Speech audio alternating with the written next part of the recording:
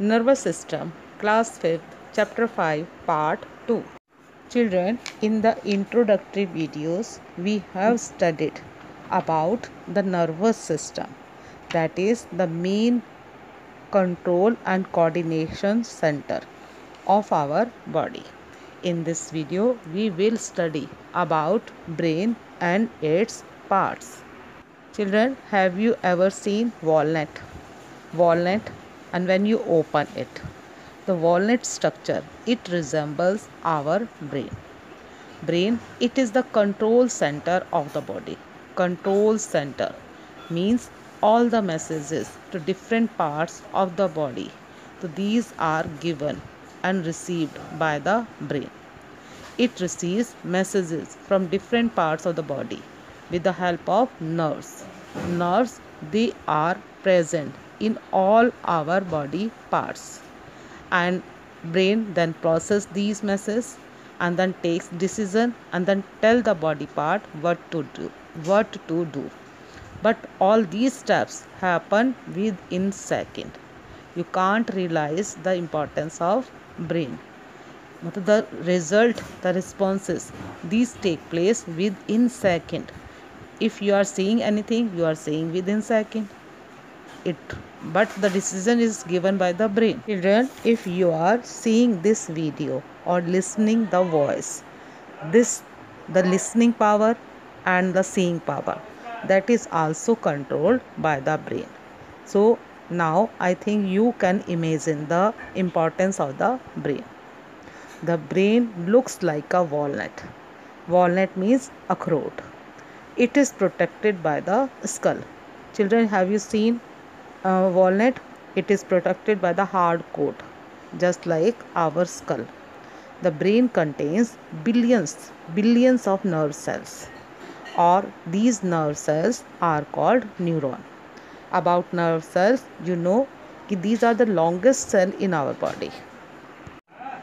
Longest cell in our body.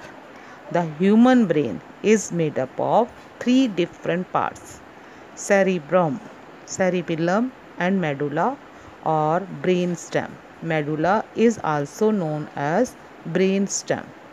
Children, we will study about these parts. First part is cerebrum.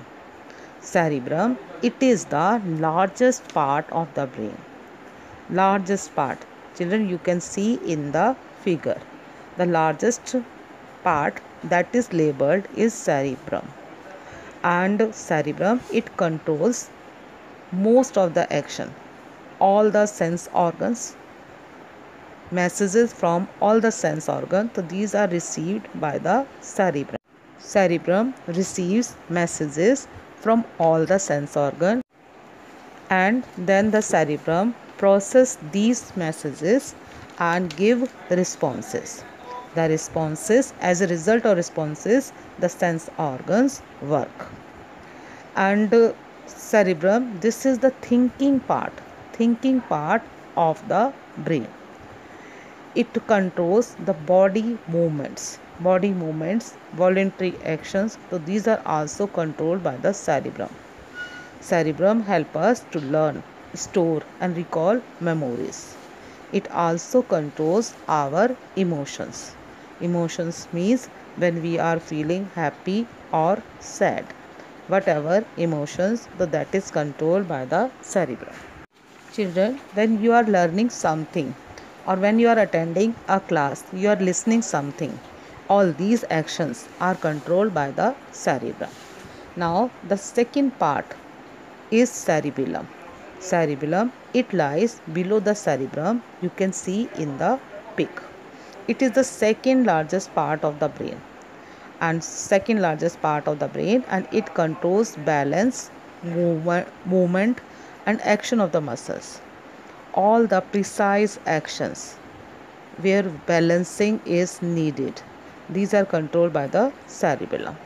Thus it helps us to stand straight, walk, carry things around, help in taking different postures. Now third part is medulla. Medulla, or this is also called the brain stem, and it lies below the cerebrum. Just below the cerebrum is medulla.